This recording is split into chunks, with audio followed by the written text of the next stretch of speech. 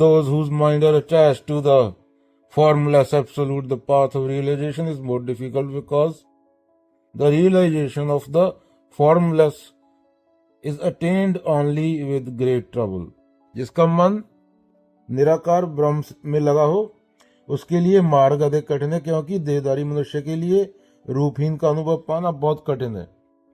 इसके लिए बहुत ईमानदारी चाहिए, नीति चाहिए, निर्मम होना पड़ता है, काट देना पड़ता है।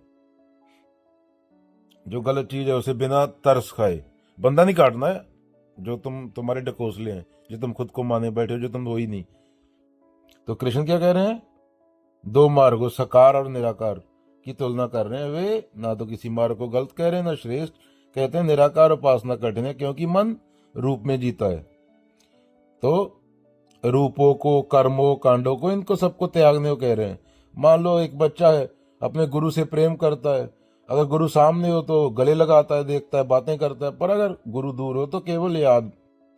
तो प्रेम बना रहता है लेकिन उसे महसूस करना कठिन हो जाता है। ऐसे ही सत्य जो है, भगवान है, आत्मा है, उसको निराकार बोल रहे, रूपहीन, उनसे प्रेम करना, उन्हें अनुभव करना, उनके बिना किसी आकृति के मन के लिए बहुत कठिन है।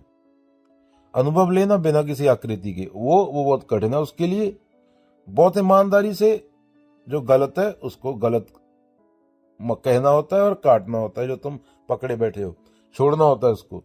सारी प्रथाएं, सब कुछ जो मन से न उतरे माया कहिए सोए।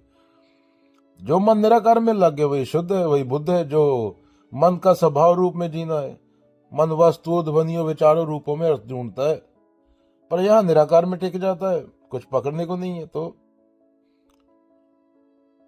यह कठिन इसलिए नहीं कि भगवान दूर है, बल्कि इसलिए है कि मन को खोना पड़ता है।